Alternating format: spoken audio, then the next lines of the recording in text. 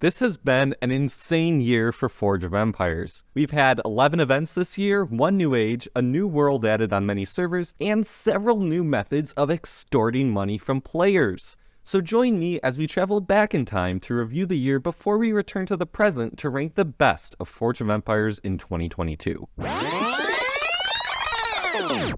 Welcome to January of 2022. The event hub was removed from our cities, but I don't think anyone missed it too much. We also got the return of the Forge Bowl event, and we ran plays all event to win the Fiore Village. If you like this event, you'll be happy to know that it'll be returning soon this year with more monetization. Keep your eyes peeled for my video on it. This month, we also got the Heal All button repositioned to its current location. Remember how painful it was to click it? In February, we got 5 extra levels for the castle system with expansions as rewards, even though it will take you years to reach them unless you spend real-world money. The St. Patrick's Day event also returned towards the end of the month, giving us the Celtic Farmstead. March brought the 10th anniversary of Forge of Empires, and in a press release for the anniversary, InnoGames, the developers of Forge of Empires, announced that players had spent more than 311,000 years combined playing the game, with more than 60 million cities being built. This momentous occasion was celebrated with the anniversary event that had one of my favorite themes of the board game. I hope similar events return next year. The main building was the beautiful Golden Orrery, with the Stages of Ages also being introduced. We also got an expanded city grid so that we can place even more expansions.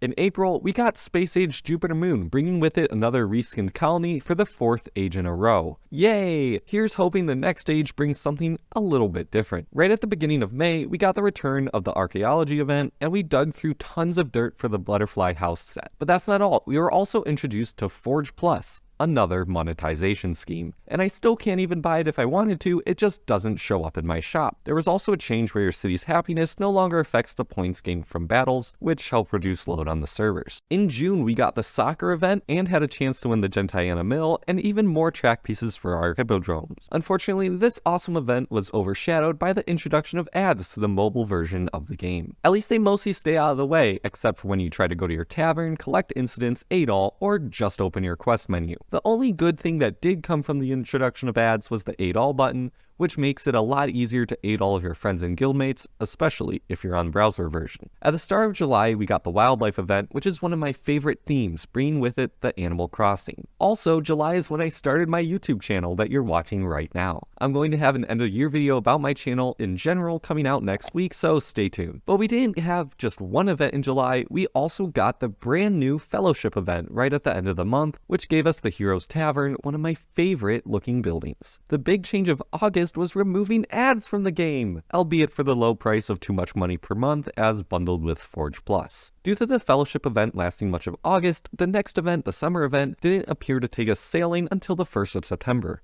Once we climbed aboard, we gained the Privateer's Boathouse through spinning the wheel over and over again. If you wanted to start a new city, you might have done so on Dillman, which was open this month on the US servers, with new worlds also opening across other servers as well. Then, in October, we got the return of the Fall event, where we baked our ways to the Sunflower Oil Press, and probably got stuck after running out of one very specific ingredient. We also ventured back to the Haunted Fairgrounds in the Halloween event, and leveled up our tarot card caravans while picking up plenty of daunting towers throughout the month of November. In December, we rode the train back to Mistletown to play the winter event and win the Chocolotteries. However, this event brought with it the announcement of paid event passes for perpetuity, which soured the taste of the fresh chocolate. And that brings us all the way back to today, right before 2023. Let's get down to the awards, all of which are my personal opinions. The best event of 2022 has to go to the anniversary event. It was a brand new minigame with an awesome board game aesthetic. I especially like the extra award for getting past a certain point every day, and the fact that each board leveled you up an age in the event. They were little touches, but they really helped the event feel polished and clean. The event building, the Golden Orrery, is also one of the nicest looking event buildings in the game,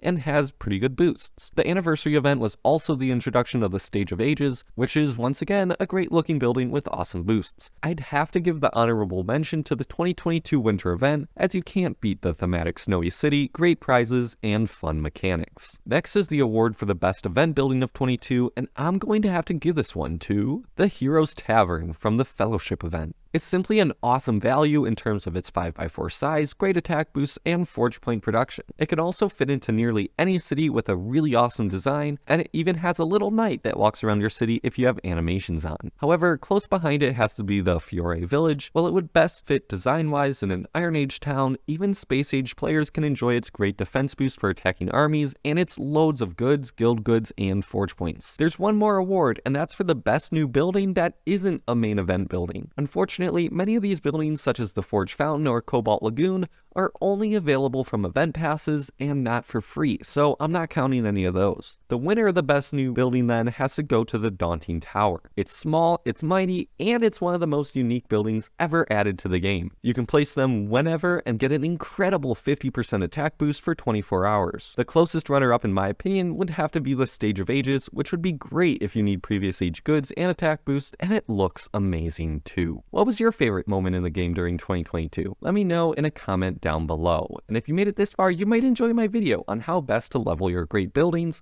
linked on screen now. See you next year.